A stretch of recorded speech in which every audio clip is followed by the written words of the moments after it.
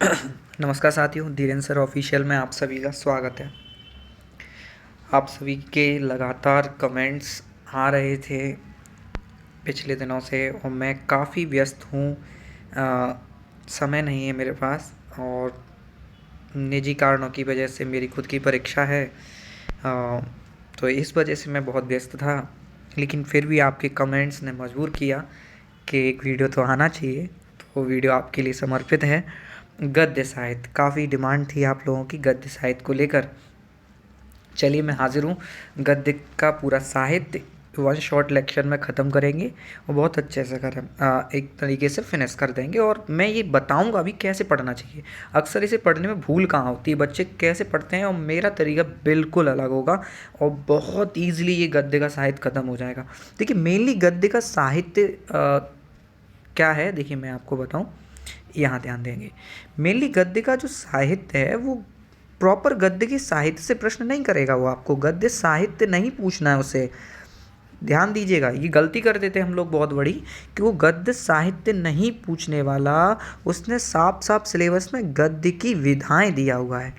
क्या दिया हुआ है? गद्य की विधाएं।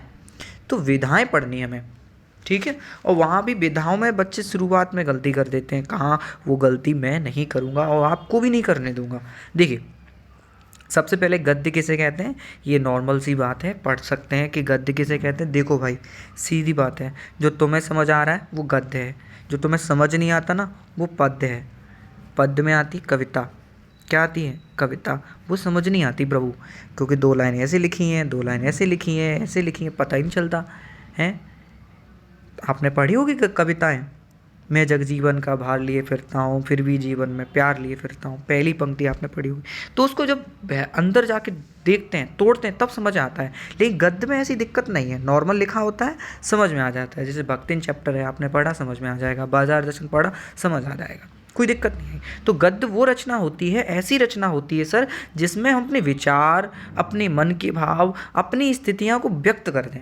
मैं देखो भाई, मैं नहीं कह रहा ये परिभाषा तुम्हें याद नहीं हो रही तुम ये लिखो, मैं तो सीधे कह रहा हूँ कि तुम्हें क्या समझ में आ रहा है। तुम तो सीधे कह दो सर, जिसको हम समझ सकते हैं और जिसमें अपने विचार प्रस्तुत कर सकें, अपने मन के भावों को सरलतम रूप से व्यक्त करने वाली विधा को गद्य कहते हैं। ऐसी विधा जिसमें हम अपने विचार, मन के भाव सरलतम रूप से व्यक्त कर सकते हैं, वही रचना गद्य है। तो प्रभु गद्य तो समझ आ गया होगा। अब हम बात करते हैं गद्य की विधाएं। तो गद्य की विधाओं को दो भागों में बांटा गया है। एक है प्रमुख विधाएं, एक है निम्न या गौड़ विधाएं। गौड़ माने छोटी विधाएं। अब जिनकी संख्या करीब करीब 16 है। गौड़ विधाओं की संख्या 16 है और प्रमुख विधाएं 5 हैं। सबसे इम्पोर्टेंट ये 5 हैं, इसमें 2-3 इम्पोर्टेंट हैं, वो मैं आपको बता दूंगा कौन कौन सी इम्पोर्टेंट है, आपको सारी चीज़ बता दी जाएगी। प्रमुख विधाएं 5 हैं। कौन कौन सी बेटा? देखो नाटक, एकांकी, ऐसे याद करो। देखो नाटक एकांकी में अक्सर, ये मैं मान के चलता हूँ 8वीं 7वीं से हम पढ़ते चले आते हैं, इतना तो हमें पता होता है कि नाटक और एकांकी, इनमें अंतर पढ़ते हैं हम लोग, ठीक। कहानी उपन्यास में अंतर पढ़ते हैं हम लोग, ठीक है। ये कहीं ना कहीं एक दूसरे के नज़दीक विधाएं होती हैं, ठीक। बचा क्या? निबंध।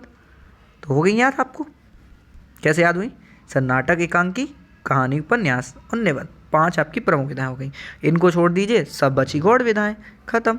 चलिए अब पढ़ते हैं निबंध। ना ना, मैं नहीं पढ़ाने वाला निबंध। अरे भाई इसी निबंध को पढ़ते ही तुम तो घनचक्कर हो जाओगे। नहीं, पढ़ेंगे ऐसे सारा खत्म हो जाए और इतना ईजी लगे। शुरू में ही हमने टफ टॉपिक पटक दिया तो भैया टेंशन में पड़ जाओगे। ऐसा नहीं है, टफ नहीं है, सरल है। पर अभी देखो पता चलेगा क्या है। देखो मैं बता रहा हूँ ना, प्रश्न जहाँ से आएगा वो पढ़ लो ना पहले। अब देखो निबंध को हटाओ, साइड में ले जाओ, नाटक पे आ जाओ। कहाँ जाओ? नाटक पे। अब मैं नाटक की बात कर रहा हूँ ना। नाटक भाई ये वही नाटक है जो घर घर का नाटक है, ठीक है।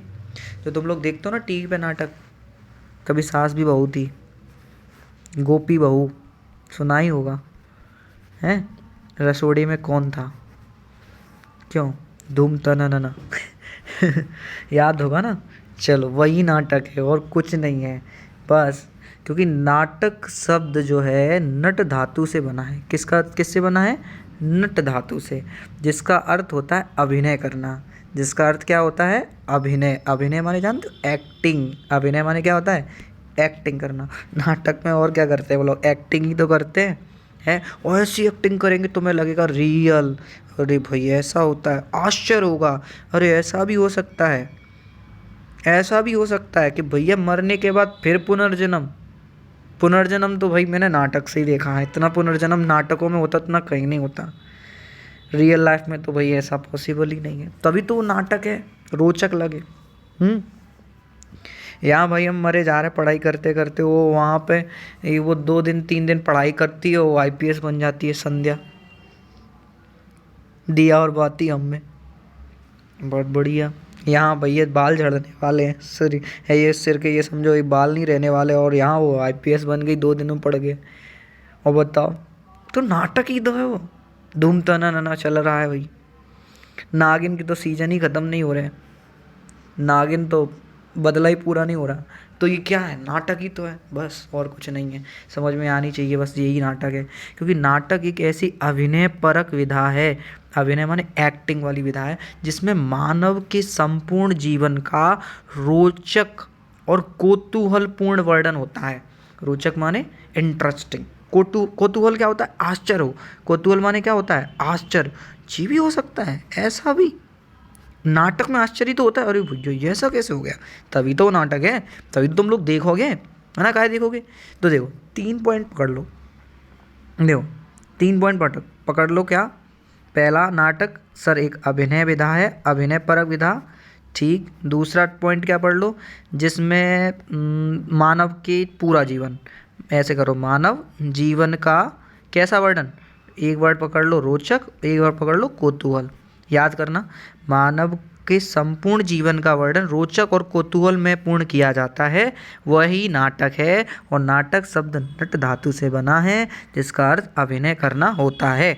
बस इतना लिखे आना, काम हो जाएगा। और थोड़ी और बात लिख लेते हैं। देखो, एक बाबू श्याम सुंदर दास जी थे, उन्होंने बताया है कुछ, क्या बताया है कि नाटक एक ऐसी विधा है जिसमें लोक परलोक की घटित अघटित घटनाओं को दिखाने का आयोजन किया जाता है, और इसके लिए अभिनय की सहायता ली जाएगी।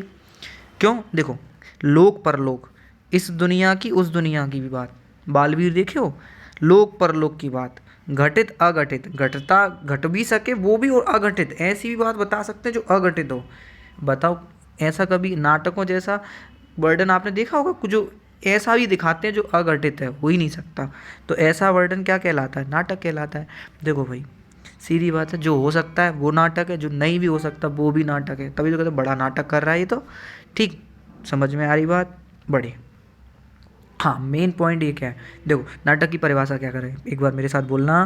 देखो, नाटक शब्द नट धातु से बना है, जिसका अर्थ अभिनय करना होता है, इसलिए नाटक एक अभिनय परक विधा है। कैसी विधा है, अभिनय परक विधा है, जिसमें मानव के संपूर्ण जीवन का वर्णन रोचक और कौतूहल में पूर्ण किया जाता है, उसे नाटक कहते हैं। बोलो मेरे साथ, हाँ बोलना दोबारा से, ठीक है। चलो, अब नाटक के तत्व, नाटक के क्या है तत्व, यहाँ कई जगह पे डिफरेंस दिए होते हैं, कोई कुछ तत्व बोलता है, कोई कुछ, लेकिन आप ऑथेंटिक देख लीजिएगा। नाटक के तत्व 7 हैं। नाटक के कितने तत्व हैं, 7 तत्व हैं। अब सर ये कैसे याद करेंगे, अरे हम हैं ना, देखो नाटक के 7 तत्व कैसे होते हैं, दो के पेयर में याद करो हर चीज़ को, पेयर में पढ़ो हमेशा हर चीज़ को। देखो समझो क्या होता है, देखो नाटक, सबसे पहले कथानक, पहला किसी भी, देखो तत्व मैं आज आपको एक बता रहा हूँ, ये तत्व अभी याद कर लो, ठीक है, ये तत्व अभी याद कर लो 7 और ये आपको हर जगह काम देंगे, अब हर जगह काम देंगे तत्व, ये अभी याद करने हैं, ठीक है, बस ध्यान रखना अभी याद करने हैं, ठीक। चलो, पहला तत्व कथानक, पहला तत्व क्या होता है, कथानक। कथानक क्या होता है, देखिए कथानक का मतलब होता है कि जब हम समरी बता दें पूरी की, इसे कथानक कहते हैं, शॉर्ट में बता दूं। जैसे आप लोग इंग्लिश में या और इंग्लिश में ही ज़्यादातर होता है, ये एक क्वेश्चन पढ़ते होंगे समरी टाइप का, है ना, पूरे पूरे का सेंट्रल आइडिया जो होता है वही कथानक है। संपूर्ण कथा का जो केंद्रीय बिंदु होता है, संपूर्ण कथा का जो केंद्रीय बिंदु होता है उसे ही हम कथानक कहते हैं, ध्यान रखिएगा, संपूर्ण कथा का केंद्रीय बिंदु कथानक, ठीक, कथानक। फिर अगला होता है कथोपकथन या संवाद। अगला क्या होता है बेटा, कथोपकथन या संवाद, एक ही याद करो, कथोपकथन या संवाद। दोनों को समझना एक ही बात है, कथोपकथन या संवाद। संवाद माने जो बोला जाता है, संवाद माने जो बोला जाता है। अब नाटक है बेटा, कोई भी चीज़ है, कोई भी तत्व उसमें संवाद हो रहा है, बोला जा रहा है ना। बोलेंगे कौन? पात्र। बोलेंगे कौन? पात्र एवं चरित्र चित्रण। पात्र एवं चरित्र चित्रण। देखो बोलेंगे कौन? संवाद कौन करेगा? पात्र। किसी ना किसी भाषा में करेंगे, भाषा शैली। सर बीच में कहाँ छोड़ दिए? अरे रुक जाओ ना। किसी ना किसी भाषा में करेंगे कि नहीं करेंगे? भाषा शैली। किसी जगह पर ही तो करेंगे, देश काल एवं वातावरण। कहीं खड़े होके देखो, मैं तुम्हें एक शानदार तरीका बताऊँ। देखो सबसे पहले कोई व्यक्ति है ना, वो क्या कर रहा है? संवाद। क्या कर रहा है? संवाद। ठीक है, अब संवाद कौन करेंगे? पात्र। संवाद कौन करेंगे? पात्र। उनकी कोई ना कोई क्या होगी? भाषा। अब वो बेटा कहीं ना कहीं तो बंदा खड़ा होगा, कोई ना कोई तो देश काल और वातावरण होगा। देश काल और वातावरण मतलब परिवेश, तो देश काल वो कहीं ना कहीं तो होगा। तो ये हो गया क्या? देश काल एवं वातावरण। और किसी ना किसी बात का कोई ना कोई क्या होता है? उद्देश्य। क्या होता है? उद्देश्य। अब नाटक याद कर रहे हो तो नाटक में एक तो याद करना पड़ेगा, अभिनय। क्या याद करना पड़ेगा? अभिनय। और पहला पूरे की समरी क्या हो गई? कथानक। याद हुआ? नहीं हुआ? देखो फिर देखो, ये बंदा है, ये कहीं खड़ा है, ठीक, ये क्या कर रहा है? संवाद। क्या कर रहा है बेटा? संवाद। किसी न किसी किस में करेगा? भाषा में। भाषा शैली। किसी न किसी भाषा में करेगा कि नहीं करेगा? संवाद कौन कर रहा है? पात्र। संवाद कौन करता है? पात्र। संवाद कौन करता है? पात्र। किस में करेगा? कोई भाषा शैली। ये कहीं खड़ा है तो देश काल एवं वातावरण, और इसका कोई ना कोई क्या होगा? उद्देश्य होगा। और ये लास्ट में अभिनय। तो याद करना पड़ेगा। हो गए याद कि नहीं हो गए नाटक के तत्व? बहुत बढ़िया, कमेंट करके बताना हुआ याद कि नहीं हुआ। हाँ चलो, ये परिभाषा में भूल ही दिया। अब नाटक का विकास क्रम बेटा नहीं पढ़ना, टेंशन मत लो। नाटक का विकास क्रम बस तुम्हें क्या याद करना है? कुछ नाटक याद कर लेने हैं। पेपर में तुमसे पूछेगा कोई 2 नाटक बताओ और उनके रचनाकार बताओ, तो तुम्हें ये याद करने पड़ेंगे बेटा। जैसे मैं तुम्हें सरल सरल से बताया तो देखो, तुम याद करना कैसे। जयशंकर प्रसाद के याद कर लो। किसके याद कर लो? जयशंकर प्रसाद। देखो जयशंकर प्रसाद के, देखो सब में देखो, गुप्त, चंद्रगुप्त, स्कंदगुप्त। चंद्रगुप्त, स्कंदगुप्त, ध्रुव स्वामिनी। चंद्रगुप्त, स्कंदगुप्त, ध्रुव स्वामिनी। देखो कैसे याद करोगे? जयशंकर से शंकर भोले बाबा, क्या याद कर लो? शंकर भोले बाबा। अब भोले बाबा को तो आपने देखा होगा, उनके माथे पे चंदा विराजे, है ना, है कि नहीं है? तो चंद्रगुप्त से चंद्रगुप्त, स्कंदगुप्त। चंद्रगुप्त, स्कंदगुप्त। भोले बाबा कहाँ बैठे हैं? ध्रुव पर बैठे हैं। कहाँ बैठे? ठंड में ऊपर पोल पर बैठे हैं, ध्रुव पर। तो ध्रुव स्वामिनी क्या हो गया? ध्रुव स्वामिनी। क्या हो गया बेटा? ध्रुव स्वामिनी। आगे लक्ष्मी नारायण मिश्र। लक्ष्मी नारायण मिश्र। ठीक है, ऐसे याद कर लो। लक्ष्मी नारायण, मुक्ति भैया। लक्ष्मी नारायण का नाम रट लोगे तो क्या मिल जाएगी? मुक्ति मिल जाएगी। क्या मिल जाएगी? मुक्ति मिल जाएगी। और संन्यास ले लोगे तुम, क्या ले लोगे? संन्यास। ऐसे याद करना पड़ेगा बेटा, मैं तो कुछ नई तरीके बोल सकता हूँ, ये तो याद करना पड़ेगा। ठीक, तो कोई 2-3 ये तो याद करने पड़ेंगे नाटक। ठीक, हाँ अब फैक्ट बहुत इंपॉर्टेंट है भाई, ध्यान रखो। हिंदी में नाटक सम्राट किसे कहते हैं? जयशंकर प्रसाद को कहते हैं।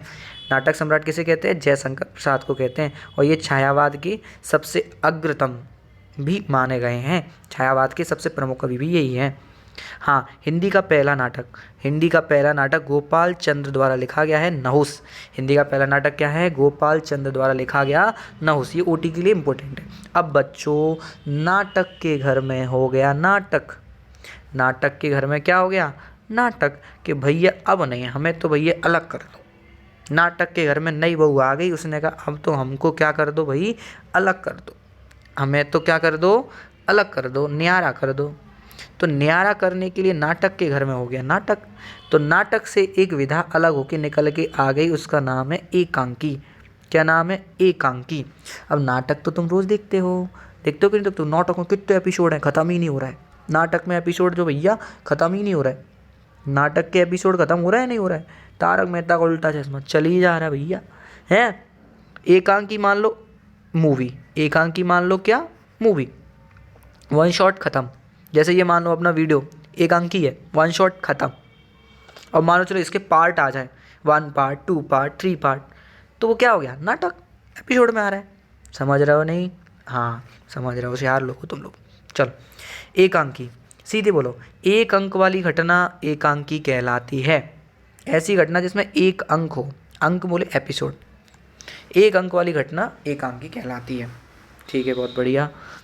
आगे, डॉक्टर राम कुमार वर्मा के अनुसार एकांकी क्या है? एकांकी एक ऐसी घटना है जिसका जिज्ञासापूर्ण कौतूहल में नाटकीय शैली में चरम विकास होकर अंत होता है। वही बात है बेटा जो नाटक में पढ़े थे, कौतूहल, आश्चर्य होगा और नाटकीय शैली में जिसकी रचना की गई होगी, और बस वही आपकी क्या है? एकांकी। तुम ये भी लिखाओगे ना, काम हो जाएगा। एक अंक वाली घटना जिसका प्रस्तुतिकरण कैसे किया जाता है? अभिनय के रूप से किया जाता है, वही क्या है? एकांकी। बेटा नाटक और एकांकी में बस एक ही अंतर है, बस नॉर्मल सा, कि वहाँ पर अंक ज़्यादा है, यहाँ पे अंक एक है, बस है कॉमन। ठीक, मेन इंपॉर्टेंट क्वेश्चन पूछेगा आपको अंतर, अभी बताता हूँ। अब तत्व वही हैं, 7 वही तत्व हैं जो नाटक में थे, वही हैं, क्योंकि नाटक से तो अलग होके बना है, कोई दिक्कत ही नहीं है। तत्व वही है, सेम है बेटा, कोई दिक्कत नहीं है। चलो अच्छी बात। एकांकी का विकास क्रम नहीं पढ़ना, बस हाँ, प्रमुख एकांकीकार और उनकी रचना है, ये तो याद करना पड़ेगा। देखो अब यहाँ पे जयशंकर प्रसाद ने एकांकी भी लिखी है, जैसे एक घूंट, सज्जन। ठीक है, कि देखो फिर वो याद कर लो, भोले बाबा ने एक घूंट क्या पिया था? विष। सज्जन है, बहुत बहुत सीधे देवता हैं, सज्जन है। ठीक है, आगे डॉक्टर राम कुमार। अब डॉक्टर राम कुमार वर्मा तो क्या है? पृथ्वीराज की आँखें दीपदान, है ना, मतलब ऐसे याद कर लो, डॉक्टर राम कुमार जो हैं आँखों के डॉक्टर हैं। ठीक है, और आँखों को दान करने की सलाह देते हैं। ठीक, अपने तरीके से याद कर सकते हो, ये मेरा बोलने का बस तरीका है, इसमें कोई ज़्यादा वो मत लीजिएगा। हाँ, एकांकी का प्राण तत्व संघर्ष है, संघर्ष करके ही तो आई है एकांकी, है, लड़ गई झगड़ के तो आई है, किससे? नाटक से, कि भैया नहीं हमें तो अलग कर दो, है। एकांकी कैसा काव्य? दृश्य काव्य। एकांकी कैसा काव्य है? दृश्य काव्य। आपने काव्य पढ़ा होगा, चलो थोड़ा रिवाइज करा देता हूँ। काव्य पढ़ा होगा, काव्य के 2 डिवीज़न पढ़े होंगे, एक आपने पढ़ा होगा श्रव्य काव्य, जी सर याद आ गया। एक आपने पढ़ा था दृश्य काव्य, जी सर, जिसका आनंद देखकर प्राप्त किया जाता है उसे दृश्य काव्य कहते हैं। दृश्य काव्य के कितने भेद थे? 2, नाटक और एकांकी। सर याद आ गया, बहुत बढ़िया। हाँ, एकांकी, हिंदी की पहली एकांकी कारवां क्या मानी जाती है? कारवां, जो भुवनेश्वर स्वरूप द्वारा लिखी गई है। बढ़िया, चलो ये सबसे इम्पोर्टेंट है, नाटक और एकांकी में अंतर। बच्चों नाटक और एकांकी में अंतर क्या होते हैं? सीधे से अंतर है। नाटक एकांकी में कितने अंक? 1 अंक होते हैं, नाटक में अधिक अंक होते हैं, ख़त्म। अब जहाँ अंक ज़्यादा है वहाँ पात्रों की संख्या भी तो ज़्यादा होगी। नाटक में हर दूसरे दिन कोई ना कोई नया करैक्टर आ जाता है, एकांकी में पात्रों की संख्या सीमित होती है, यहाँ पात्रों की संख्या अधिक, यहाँ पात्रों की संख्या सीमित। नाटक में किसी व्यक्ति के संपूर्ण जीवन का चित्रण किया जाता है, और एकांकी में तो किसी एक घटना का चित्रण होगा ना, किसी एक व्यक्ति के जीवन की एक घटना का वर्णन होता है।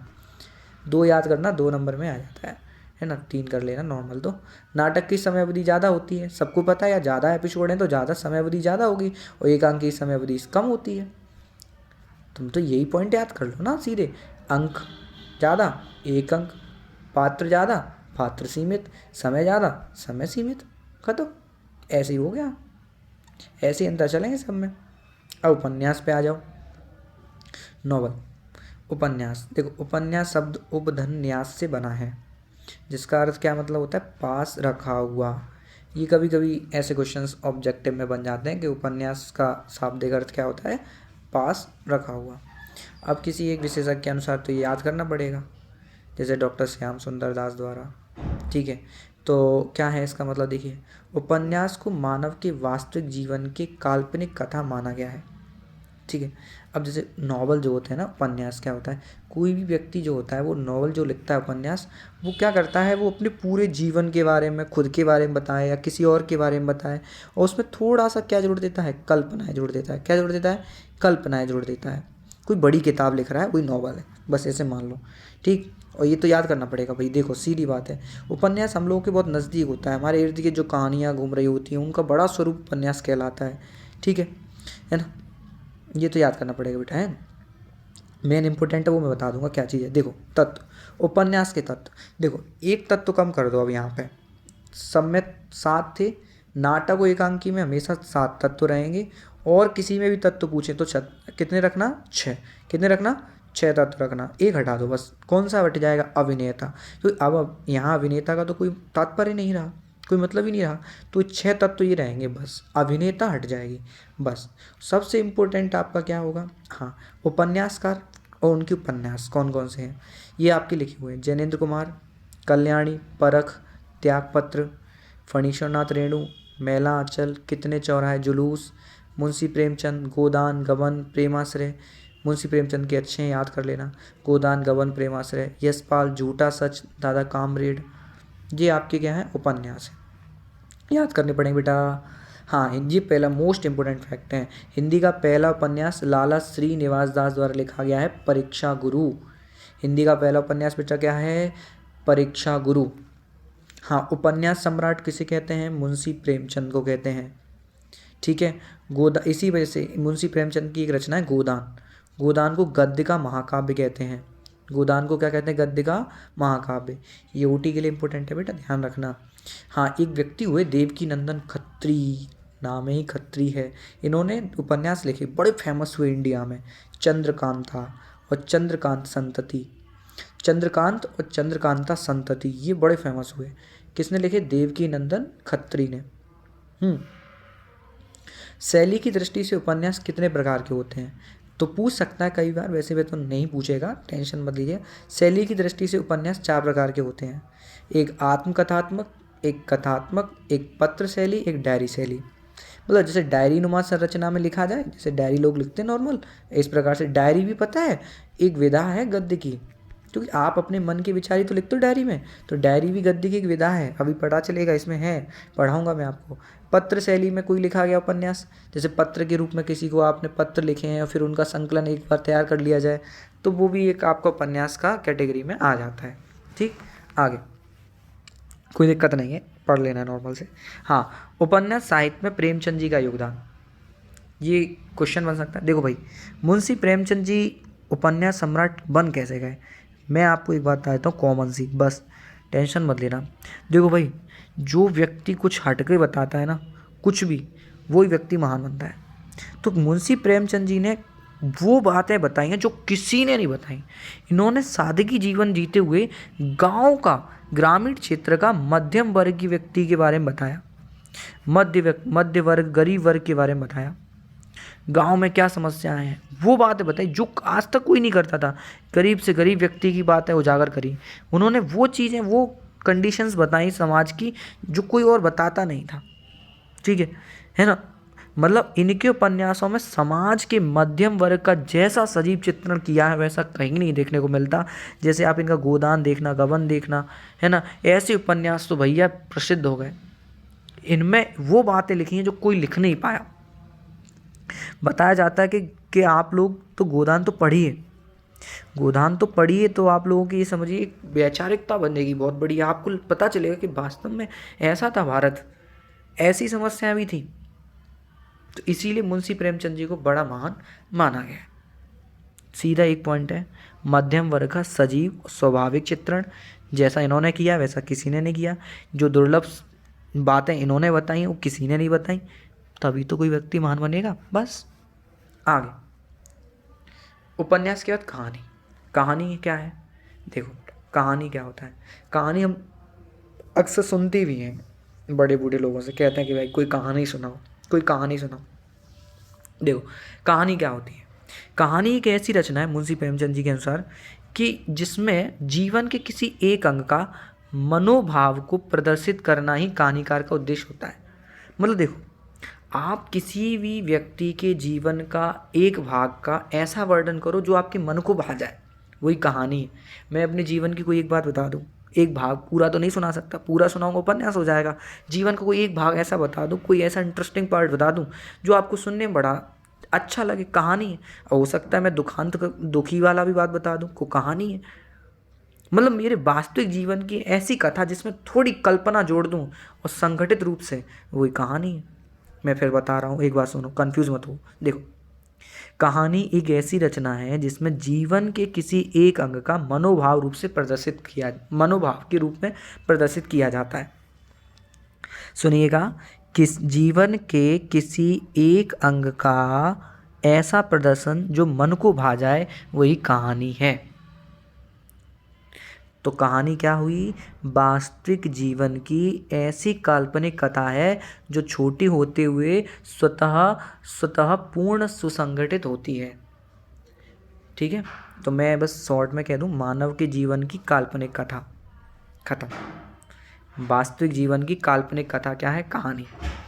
देखो कैसे याद करेंगे, वास्तविक जीवन की काल्पनिक कथा, ये याद हो जाएगा बस। अब तत्व की बात करेंगे, वही है 6 तत्व, वही 6 हैं, सेम रहेगा, कोई दिक्कत नहीं आएगी, सीधे चलिएगा। हाँ, विकास क्रम नहीं पढ़ना है, ये तो मैं नॉर्मल लिखा हुआ है। हाँ, ये प्रमुख कहानीकार हैं और ये उनकी कहानियाँ हैं, जैसे प्रेमचंद, पंच परमेश्वर, बूढ़ी काकी, शतरंज के खिलाड़ी, जैनिंद कुमार, एक रात, वातायन, दो चिड़िया। क्लास में बड़े अच्छे से याद कराई मैंने, ये सारी चीज़ें आपको यहाँ तरीके से देखनी है, याद करनी पड़ेंगी, 2-3 तो याद करनी पड़ेगी। हाँ, ये फैक्ट है, हिंदी की पहली कहानी पूछ सकता है आपसे, केशोरीलाल गोस्वामी द्वारा लिखी इंदुमती। ठीक, ये पूछ सकता है आपसे, बहुत इम्पोर्टेंट है। आगे, ये एक नॉर्मल सी बात है, मुंशी प्रेमचंद जी ने 300 कहानियाँ लिखी हैं, है ना, जो मानसरोवर के 8 खंडों में प्रकाशित हैं। इसके बाद कोई ख़ास पॉइंट नहीं है, सारा वही है। हाँ, ये देखना, कहानी और उपन्यास में अंतर, ये आपको देखना पड़ेगा। कहानी उपन्यास में अंतर, ये पूछ सकता है आपसे पेपर में। तो देखिए, कहानी में जीवन के एक खंड का वर्णन होगा, उपन्यास में संपूर्ण जीवन का वर्णन होगा। तो यही पॉइंट तो पकड़ने हैं अपन को, एक घटना ये संपूर्ण है। ठीक, आकार देखो इधर, लघु होगा, कहानी का आकार कैसा होगा? लघु। उपन्यास का आकार कैसा होगा? बड़ा। कहानी कम समय में सघन प्रभाव डालेगी, कम समय में ही आपको इफेक्ट करेगी, आपको समझ आ जाएगी। उपन्यास का प्रत्येक स्थान में प्रभावशीलता होना जरूरी नहीं है, उपन्यास कहीं बोरिंग भी लगेगा, कहीं इंटरेस्टिंग लगेगा, बड़ी रचना है ना, तुमको सीधे सीधे मैं याद करा दूँ। देखो, जीवन की एक घटना का वर्णन कहानी, संपूर्ण जीवन का चित्रण उपन्यास, कहानी का आकार लघु, उपन्यास का आकार बड़ा होगा। कहानी में पात्रों की संख्या कम, उपन्यास में पात्रों की संख्या ज़्यादा होगी। बस ये वाला पॉइंट अगर दिक्कत दे रहा है तो रहने दो। जीवन की घटना का मनोभाव रूप से वर्णन कहानी कहलाता है। एक बात ध्यान सुनो, जीवन की एक घटना का वर्णन मनोभाव रूप से करना कहानी कहलाता है। बस खत्म। कहानी उपन्यास हो गया। उपन्यास सम्राट किसे कहते हैं बच्चा? मुंशी प्रेमचंद को कहते हैं, याद रखिएगा। ठीक, हिंदी की पहली कहानी कौन सी है? इंदुमती है। क्या बेटा? इंदुमती है। हिंदी का पहला उपन्यास परीक्षा गुरु है। ठीक है, याद रखिएगा। रिकैप कराता चल रहा हूँ सारी चीज़ें। हाँ, संस्मरण, अगला क्या बेटा? संस्मरण। देखो बेटा, संस्मरण क्या होता है? सहधन स्मरण, सहधन स्मरण। स्मरण माने क्या होता है? याददाश्त। स्मरण का संबंध किससे होता है? याददाश्त से। और सह माने क्या होता है? सही तरह से। क्या होता है बेटा? सही तरह से। बेटा, याददाश्त के आधार पर या स्मृति के आधार पर लिखा गया साहित्य क्या कहलाता है? संस्मरण कहलाता है। मैं क्या कह रहा हूँ? स्मृति या याददाश्त के आधार पर लिखा गया साहित्य क्या कहलाता है? संस्मरण कहलाता है। जरूरी नहीं ये याद करो, मैं बता तो रहा हूँ। स्मृति के आधार पर, स्मृति के आधार या याददाश्त के आधार पर लिखा गया साहित्य क्या कहलाता है? संस्मरण कहलाता है। अब जैसे मान के चलो, ऐसे कोई घटना है, आप आज किसी व्यक्ति से मिले, महान व्यक्ति से, मान के चलो आज आपकी मुलाकात हो गई मोदी जी से। अब आपने जो भी बातें हुई, जो कुछ भी हुआ, 1 साल बाद, कुछ सालों बाद आपने उसे लिखा, तो वो आप अपनी स्मृति के आधार पर ही तो लिखोगे। या आपने अपने बचपन की कोई बात है, कोई घटना है, अपनी स्मृति में याद है, वो लिख रहे हो, तो वो क्या हो गया? संस्मरण हो गया। क्या हो गया? संस्मरण हो गया। तो सीधी बात है, सम्यक स्मरण यानी स्मृति के आधार पर जब लेखक अपने अनुभव की घटनाओं को या स्मृति के आधार पर जो कोई लिखता है, कोई क्या कहलाता है? संस्मरण कहलाता है। मैंने सरल बोल दिया ना, तुम वो याद कर लो ना, स्मृति के आधार पर लिखा गया साहित्य संस्मरण कहलाता है। कॉपी पेन लेके बैठो, जो अच्छा लगे लिखते रहो। आगे तो संस्मरण देखो कुछ कौन कौन से हैं। महादेवी वर्मा, पथ के साथी, अतीत के चलचित्र, डॉक्टर नगेंद्र, चेतना के बिंब, पद्म सिंह शर्मा, अकबर इलाहाबादी हिंदी का पहला संस्करण माना जाता है। पद्म सिंह शर्मा द्वारा लिखा गया अकबर इलाहाबादी हिंदी का पहला संस्मरण माना जाता है। ठीक, आगे ये 2 पॉइंट हैं नोट वाले। संस्मरण आत्मकथा और निबंध के मध्य की विधा है। ये फैक्ट एक तरीके का याद कर लीजिएगा, ओटी बन सकती है अगर बनना चाहे तो, वैसे इतना इम्पोर्टेंट भी नहीं है। आत्मकथा और निबंध के बीच में की विधा है, मतलब आत्मकथा भी है थोड़ा सा इसमें, निबंध जैसा भी लगता है, इसीलिए इसे कहते हैं आत्मकथा और निबंध का एक मिश्रण है। संस्मरण कथा ना होकर कथावास है, कथा का आभास है। चलिए अब रेखा चित्र आता है। क्या आता है? रेखा चित्र। रेखा चित्र अंग्रेजी के स्केच से बना है। किससे बना है? स्केच से बना है बच्चों। स्केच मतलब ऐसी रचना कि भैया देखो सुनो, इसका रेखा चित्र का शाब्दिक अर्थ बेटा क्या होता है? शब्द चित्र। क्या होता है? शब्द चित्र। मैं कुछ ऐसा बोलूँ, कुछ ऐसा लिखूँ, आपके दिमाग में इमेज बनती जाए। आपके दिमाग में क्या बनती जाए? इमेज बनती जाए। तो वही क्या है? रेखा चित्र है। अब जैसे आपने इसी में चैप्टर पढ़ा होगा पतंग वाला, तो आपने जब पतंग वाला चैप्टर पढ़ा होगा तो आपको अपने बचपन की यादें एकदम मेमोराइज हो रही होंगी। आपको एक इमेज सी बन रही होगी। मैं कुछ ऐसा बोलूँ और आपके दिमाग में इमेज सी बन जाए, तो वही क्या है? रेखा चित्र है। तो देखिए, जब हम किसी घटना, व्यक्ति या वस्तु का शब्दों के माध्यम से ऐसा वर्णन करते हैं, कलात्मक वर्णन करते हैं कि आंखों के सामने चित्र सा उपस्थित हो जाए, उसे रेखा चित्र कहते हैं। सरल क्या कहेंगे आप इसे? बस यही कह सकते हैं, जब किसी घटना का वर्णन इस प्रकार किया जाए कि आंखों के सामने चित्र सा उपस्थित हो जाए, उसे हम क्या कहते हैं? रेखा चित्र। और रेखा चित्र मतलब शब्द चित्र। शब्द ऐसे कि आपकी आंखों के आगे बच्चों क्या बन जाए? चित्र सा उपस्थित हो जाए, इसे क्या कहते हैं? रेखा चित्र कहते हैं। बस खत्म। प्रमुख रेखा चित्रकार देख लेते हैं। महादेव वर्मा ने भी रेखा चित्र लिखे हैं। भक्तिन आपने पढ़ा होगा, अतीत के चलचित्र, राम वृक्ष बेनीपुरी का मील के पत्थर, माटी की मूर्तें, प्रकाश चंद्र गुप्त का रेखा चित्र, पुरानी स्मृतियाँ, ये रेखा चित्र हैं और इनके रेखा चित्रकार हो गए, है ना। मैं आपको एक बात बता रहा हूँ, सुनो, शॉर्ट तरीका, जितने भी अंतर वाले क्वेश्चन हैं रट लो, बस काम हो जाता है। ठीक, आगे रेखा चित्र को शुभारंभ करने का श्रेय श्री राम शर्मा को जाता है। इनका रेखा चित्र है बोलती प्रतिमा, याद करना। ठीक है, श्री राम जी की ऐसी प्रतिमा है कि वो लग रहा है कि अभी बोलने वाली है, ऐसे याद करना। ठीक है, राम वृक्ष बेनीपुरी ने रेखा चित्र को क्या कहा है? शब्द चित्र कहा है। राम वृक्ष बेनीपुरी ने रेखा चित्र को क्या कहा है? शब्द चित्र कहा है। ठीक, चलिए आगे, संस्मरण और रेखा चित्र में अंतर देखो। संस्मरण और रेखा चित्र में अंतर पढ़ लेते हैं बेटा। क्या होता है? संस्मरण किसी विशेष व्यक्ति का होता है। अब बेटा एक बात आओ, तुम अपनी स्मृति की जो बातें हैं, याददाश्त की बातें, तो कोई विशेष व्यक्ति के बारे में तो बताओगे, कोई विशेष व्यक्ति का ही बारे में तो बताओगे। ऐसे तो आप रोज़ किसी ना किसी से मिलते हो, रोज़ कोई ना कोई घटना होती है, वो थोड़ी बताओगे। कोई विशेष घटना होगी वही तो बताओगे। संस्मरण बस वही है, संस्मरण किसी विशेष व्यक्ति का होता है। और रेखा चित्र सामान्य से सामान्य भी हो सकता है।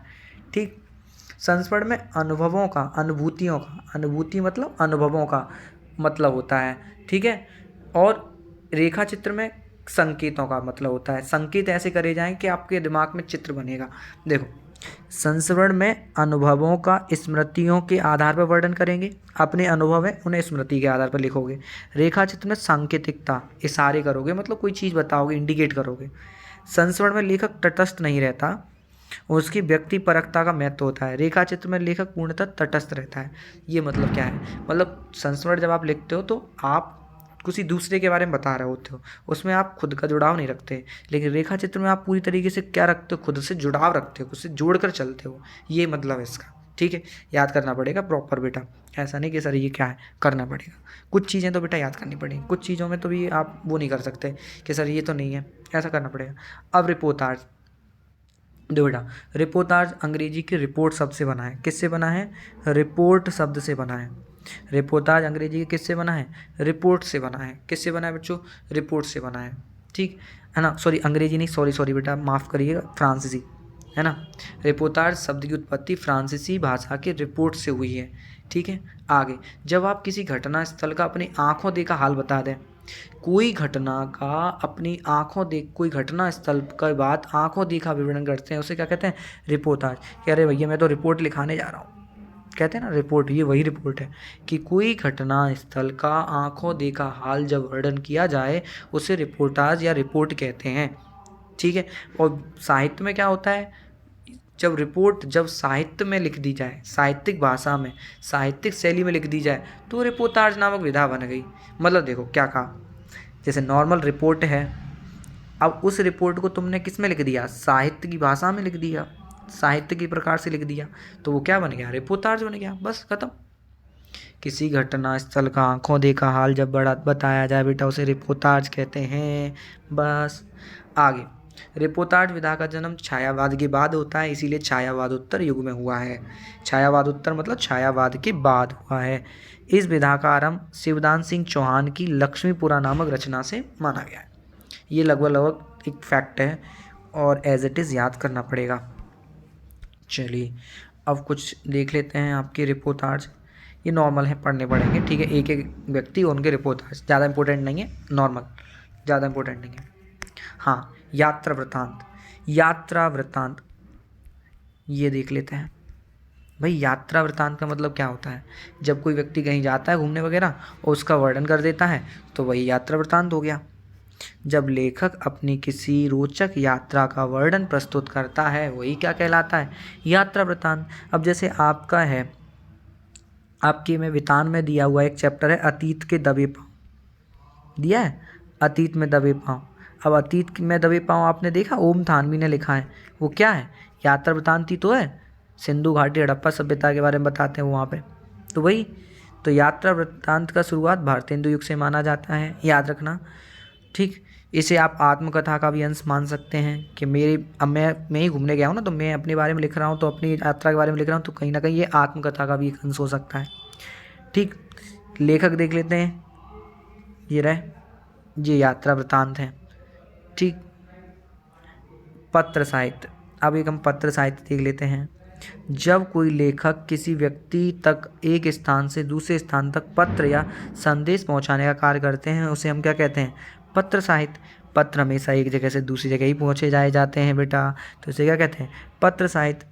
रूसी भाषा में टॉलस्टॉय, बेटा यहाँ डॉलस्टॉय का दिया, टॉलस्टॉय की डायरी पत्र साहित्य का उत्कृष्ट नमूना है, ठीक है। मतलब टॉलस्टॉय की डायरी पत्र साहित्य के अंदर आती है, ऐसे याद करना है, ठीक है। अबुल कलाम आज़ाद के बारे में है कि गुब्बारे खातिर, ये उनका प्रसिद्ध पत्र संग्रह है, उनका ही एक पत्र संग्रह है। डायरी, ये डायरी देख लेते हैं, अभी बोला था मैंने डायरी, ये लैटिन भाषा के डायस से बना है, किससे बना है, डायस। जब कोई लेखक अपने दिन प्रतिदिन की घटनाओं को, घटित होने वाली घटनाओं को यथार्थ रूप से लिख देता है तो वही क्या कहलाता है, डायरी। हम डेली लाइफ की जो भी बातें हैं जब हम लिख देते हैं उसे क्या कहते हैं, डायरी। और हिंदी की पहली डायरी लिखने का श्रेय किसे जाता है मेरा ही नाम है, डॉक्टर धीरेन्द्र वर्मा, ठीक है, को हो जाता है हिंदी की पहली डायरी लिखने का श्रेय। डायरी का नाम क्या है, मेरी कॉलेज डायरी, ठीक है। जीवनी देख लेते हैं। जीवनी देखो, जीवनी और आत्मकथा क्या होती है, इन दोनों को एक साथ देख लो। जब आप खुद के बारे में कुछ लिखो ना तो वो क्या हो गई, आत्मकथा हो गई, और दूसरे के बारे में लिखोगे तो वो क्या हो गई, जीवनी। अब मैं गया किसी महान व्यक्ति के पास, सर मुझे आपकी लाइफ से बड़ा देखने को अच्छा लगा है, मैं आपकी लाइफ पर एक लिखना चाहता हूँ कुछ, तो वो जीवनी हो गई। आप मेरी लाइफ पे लिख दो, जीवनी हो गई, है ना। तो किसी व्यक्ति के संपूर्ण जीवन को लिख देना ही क्या कहलाता है, जीवनी कहलाता है। और जीवनी बेटा सामान्य तो लिखी नहीं जाएगी, किसी महान व्यक्ति के ऊपर ही तो लिखोगे, है ना। जब किसी व्यक्ति विशेष की जीवन की घटित घटनाओं का आप कलात्मक ढंग से वर्णन कर देंगे तो जीवनी कहलाएगा। किसी दूसरे व्यक्ति के जीवन का वर्णन करना ही जीवनी है, संपूर्ण जीवन का वर्णन करना जीवनी है ना। और जीवनी हमेशा कोई और लिखता है, किसी और की, ठीक है। जैसे मेरे ऊपर लिखना है तो तुम लिख रहा हो तो जीवनी लिख रहा हो, और मैंने खुद अपने बारे में लिख दिया तो आत्मकथा होगी। आत्मकथा, जब कोई व्यक्ति जब किसी लेखक द्वारा ही अपने जीवन का वर्णन किया जाता है तो उसे क्या कहते हैं, आत्मकथा कहते हैं। और आत्मकथा व्यक्तिपरक होगी ना, क्यों, मैं खुद लिख रहा हूँ ना, तो आत्मकथा हो गई। जैसे ये लोगों ने, महात्मा गांधी ने खुद लिखी सत्य के प्रयोग, है ना। जवाहरलाल नेहरू, मेरी कहानी। हरिवंश राय बच्चन, क्या भूलूं क्या याद करूं, ये उन्होंने खुद अपने ऊपर लिखी है ना। जैसे ये रामविलास शर्मा ने लिखी है निराला की साहित्य साधना। अब देखो रामविलास जी ने किस पर लिखी, निराला जी के ऊपर, तो ये जीवनी हो गई कि नहीं हो गई। बस किसी और के ऊपर लिख देना जीवनी, खुद के ऊपर लिखना आत्मकथा, इसमें अंतर याद कर लो, आत्मकथा और जीवनी में बेटा, बस हो गया खत्म। टेंशन ले रहे थे। आत्मकथा में लेखक अपनी कथा कहता है, जीवनी में किसी अन्य के जीवन पर आधारित होती है। आत्मकथा व्यक्ति केंद्रित होती है, क्योंकि देखो देखो आप ही लिख रहे हो ना, तो व्यक्ति केंद्रित होगी, और जीवनी व्यक्ति केंद्रित नहीं होती है। आत्मकथा काल्पनिक होती है। अब मैं खुद के बारे में लिख रहा हूँ तो कुछ ऐड ऑन कर दूंगा, ऐसा ऐड ऑन कर दूंगा कि मेरी लाइफ में हुआ भी ना हो। जीवनी सत्य घटना पर आधारित होगी। ठीक, बस ये हो गया आपका। हाँ, लेकिन अभी शुरुआत में हमने कहा एक टॉपिक को हम स्किप करके आए, निबंध। अब देखो निबंध टॉपिक पर आते हैं। बोर तो नहीं हो रहा है? थोड़ा सा करना पड़ेगा, टॉपिक बड़ा है बेटा ना, इसलिए करना पड़ेगा। चलो निबंध देखो, निबंध की परिभाषा देख लो पहले तो। क्या होता है निबंध? देखो, नी प्लस बंध। निबंध किससे बना है? नी प्लस बंध, जिसका अर्थ होता है बांधना। ठीक है, निबंध शब्द नी प्लस बंध से बना है, जिसका अर्थ होता है बांधना। इस प्रकार हम कह सकते हैं कि निबंध एक भली भांति बंधी हुई रचना है। कैसी रचना है? बंधी हुई, परिमार्जित एवं प्रौढ़ रचना है। परिमार्जित का मतलब साफ सुथरी। परिमार्जित का मतलब क्या होता है? साफ सुथरी। प्रौढ़ का मतलब होता है एकदम वयस्क है। प्रौढ़ रचना का मतलब होता है जो डेवलप्ड है फुल तरीके से, है ना, इसमें कोई दिक्कत नहीं, कमी नहीं है। प्रौढ़ का मतलब क्या होता है? विकसित है। ठीक, जिसे सही गलत की जानकारी होती है उसे प्रौढ़ अवस्था कहते हैं। जैसे आप लोगों के माता पिता जिस अवस्था में है ना, उस अवस्था को प्रौढ़ावस्था कहते हैं, क्योंकि उन्हें पता है सही क्या गलत क्या है। हमें नहीं पता ना इस उम्र में कि क्या सही है क्या गलत है, लेकिन उन्हें पता है, वो बहुत क्या हो चुके हैं, मेच्योर हो चुके हैं। इसे उस अवस्था को प्रौढ़ावस्था कहते हैं। तो प्रौढ़ का मतलब डेवलप्ड। तो नाटक, देखिए सॉरी नाटक पर आ गया। निबंध नी प्लस बंध से बना है, जिसका अर्थ होता है बांधना। इस प्रकार निबंध एक भली भांति बंधी हुई परिमार्जित एवं प्रौढ़ रचना है। ठीक, किसी एक व्यक्ति के अनुसार तो याद करना पड़ेगा बेटा। रामचंद्र शुक्ल जी के अनुसार याद कर लो, सरल है कि यदि गद्य कवियों या लेखकों की कसौटी है तो निबंध गद्य की कसौटी है। तो निबंध को क्या कहा गया है? गद्य की कसौटी। निबंध को क्या कहा गया है? गद्य की कसौटी कहा गया है। क्यों कहा गया है? क्योंकि देखो बेटा, गद्य की रचना जो आप निबंध है ना, अब आप सब जानते हो कि निबंध छोटा तो होता नहीं, 2.5-3 पृष्ठों का निबंध होता है ना, 2-3 पृष्ठों का निबंध है। अब बेटा एक बात आओ, 2-3 पृष्ठ मैंने तुम्हें दे दिए पढ़ने के लिए, पढ़ो। तो उसमें निबंध जब आप 2-3 पृष्ठों का पढ़ोगे तो उस निबंध कार्य का सबसे बड़ा चैलेंज क्या होगा कि तुम पूरा पढ़ लो। मैंने कोई चीज़ लिखी और तुमने पूरा पढ़ लिया तो मेरी लाइफ सक्सेस हो गई, मेरा लिखा हुआ निबंध सफल हो गया। और तुमने पढ़ा थोड़ी देर, तुम्हें बोरिंग आने लगी, तुमने कहा अरे हटाओ यार कैसा बेकार है, तो क्या हो गया? मेरी मेहनत गई कि नहीं गई खराब? कि मैं तुम पर इतना प्रभाव ही नहीं छोड़ पाया कि मैं उससे जोड़ के रखूँ तुम्हें। समझ रहे हो? जैसे ये वीडियो देख रहे हो तुम, अगर मैं तुम्हें अभी तक जोड़ के रख पाया हूँ ना तो मेरी सफल हो गई मेहनत। नहीं जोड़ के रख पाया तो नहीं रहा मैं सफल। तो इसीलिए तो कसौटी हो गई, निबंध गद्य कसौटी। गद्य में निबंध ही एक ऐसी रचना जो बहुत बड़ी है, और उसे जोड़ के रख पाना तो एक परख ही तो है। कसौटी माने परखना। गद्य की सही परख कहाँ होती है? निबंध में ही तो होती है। ऐसा लिख दो झन्नाटे दर के एंड तक पढ़ता ही रहे बंदा, वही तो है निबंध। तो बस यदि गद्य कवियों या लेखकों की कसौटी है तो निबंध गद्य की कसौटी है प्रभु। ठीक, याद करना है। बाबू गुलाब राय, भाई बड़ी टफ है ना। मैं भी रटता हूँ इसको, मैंने भी रट के याद की है एक बारी में, सच बता रहा हूँ, रियलिटी है ना। बट पढ़ लेना, याद हो जाएगी। थोड़ा बहुत 1-2 दिन में दिक्कत आए तो कुछ शब्द हैं, कीवर्ड्स बना लेना, उन कीवर्ड्स को जैसे याद कर लेना। जैसे कीवर्ड्स निकाल दिए कि स्वच्छंदता, सौष्ठव, सजीवता, ऐसे कीवर्ड निकाल लिए, बस ये पढ़ना पड़ेगा। निबंध कितने प्रकार के होते हैं? 4। वर्णन, विवरण, विचार, भाव। ऐसे याद करते हैं, वर्णन, विवरण, विचार, भाव। निबंध कितने प्रकार के होते हैं बेटा? 4। वर्णन, विवरण, विचार, भाव। समझ में आ रहा है? वर्णन, विवरण, विचार, भाव। देखो, भावों का संबंध कहाँ से होता है? हृदय। ऐसे निबंध जिनका संबंध हृदय से होता है उन्हें हम भावात्मक निबंध कहते हैं। ऐसे निबंध जिनका संबंध विचार कहाँ से आते हैं? मस्तिष्क से, दिमाग से। ऐसे निबंध जिनका सीधा संबंध मस्तिष्क से होता है उन्हें हम विचारात्मक निबंध कहेंगे। भाव हृदय से, विचार मस्तिष्क से। अब वर्णन विवरण कैसा? देखो, वर्णनात्मक निबंध वो निबंध होंगे जिनकी विषय वस्तु स्थिर है, अब नहीं बढ़ने वाली, खत्म, एंड। अब जैसे बेटा देखो, महात्मा गांधी पर निबंध लिखने को आ गया, अब निबंध बढ़ेगा वो कुछ? गांधी जी हैं अभी? बापू हैं जिंदा अभी? नहीं ना, जो हो चुका खत्म। हल्दी घाटी हो चुका खत्म। लेकिन अब मैं कहूँ कि बताओ निबंध लिखो किस पर? पर्यावरण पे लिखो। पर्यावरण तो चल रहा है ना, और भी चीज़ें बन रही हैं उसमें। बोलो, गतिशील है ना उसकी विषय वस्तु, उस पर तो बर्डन और भी बढ़ सकता है ना, तो कैसा निबंध होगा? विवरणात्मक। बोलो, समझ रहे हो मैं क्या कह रहा हूँ? मैंने कहा 1857 पर निबंध लिखो, तो खत्म हो गया ना, वो एंड हो गया। क्रांति, झांसी की रानी लक्ष्मीबाई पे लिखो, खत्म, एंड हो गया। लेकिन मैं कह रहा हूँ विज्ञान पर लिखो, चल रहा है ना, खत्म तो नहीं हुआ, तो विवरणात्मक निबंध होगा। मतलब ऐसे निबंध जो समाप्त नहीं हुए, जिनकी विषय वस्तु अभी चल रही है, विवरणात्मक निबंध। और जो समाप्त हो गए, वर्णनात्मक निबंध। पढ़ना है एक बार नॉर्मल सा बेटा, कोई दिक्कत नहीं। हाँ, ये कोटि बन सकती है कि निबंध का विकास क्रम कितने भागों में बांटा गया? 4। भारतेंदु युग, द्विवेदी युग, शुक्ल युग, शुक्लोत्तर युग। निबंध का विकास क्रम कितने भागों में बांटा गया बेटा? 4। सीधे 2 नंबर में इतना ही पूछ लेता कई बार कि निबंध के विकास क्रम को कितने भागों में बांटा गया, बताइए। 4 भागों में बांटा गया बेटा। भारतेंदु, द्विवेदी, शुक्ल, शुक्लोत्तर युग।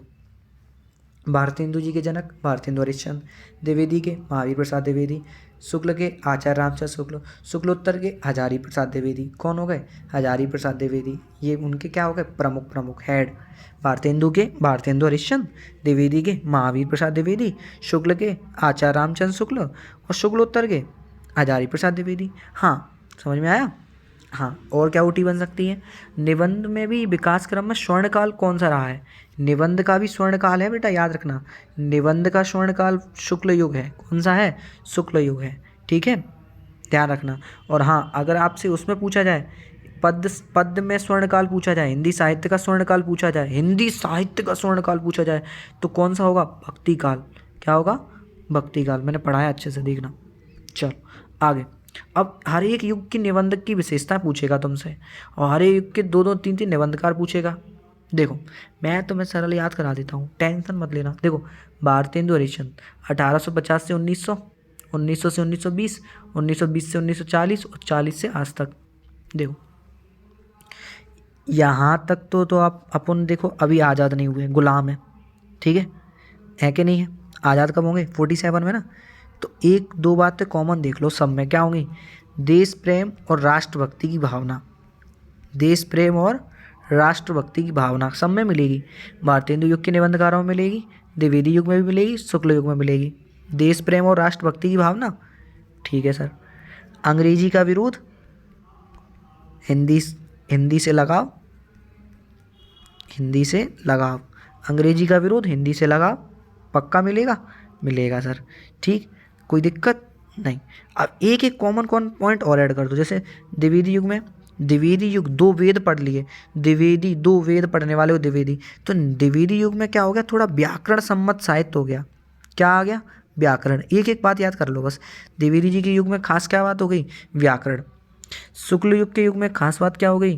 कि शुक्ल युग के युग में जो निबंध लिखे गए वो कैसे लिखे गए? चिंतन परक। कैसे निबंध लिखे गए? चिंतन परक निबंध लिखे गए। कैसे निबंध लिखे गए? चिंतन, जिन पे थोड़ा चिंता मतलब मनन किया जा सकता है। समझ में आया? और शुक्लोत्तर जो आज चल रहा है, तो इसमें कह दो कि आज जो विषय विविधता हो गई है। शुक्लोत्तर युग के निबंधों की विशेषता क्या है? विषय विविधता, कि किसी विषय पर निबंध लिखे जा सकते हैं। विषय विविधता। बेटा देखो, ऐसे रटोगे, रटते रहना। मैंने जो बातें बताई इनको देखना इस पीडीएफ से, तो आपको ये चीज़ें कॉमन मिलेंगी। समझ में आया? हर युग की विशेषता, हर युग के कवि और निबंधकार आपको याद करने पड़ेंगे। मैंने बता दिए ना, ये बात आप देखना, और अब इन पॉइंट्स को देखना एक बारी, तो आपका काम हो जाएगा, ठीक। तो बस आप इस पीडीएफ को अच्छे से देख लीजिएगा, और हो सकेगा तो मैं इसका पीडीएफ जो है डिस्क्रिप्शन में डाल दूँगा, तो अच्छे से कवर कर लेना। तो टेंशन फ्री रहिए, तैयारी करिए, मोटिवेटेड रहिए और निश्चिंत रहिए। बहुत बढ़िया करने वाले हो तुम सब लोग, होशियार बंदे हो, ठीक है। मिलते हैं फिर नेक्स्ट वीडियो में, तब तक के लिए हाँ शेयर कर दीजिएगा और दोस्तों में। कर भला तो हो भला। मिलते हैं फिर नेक्स्ट वीडियो में, धन्यवाद।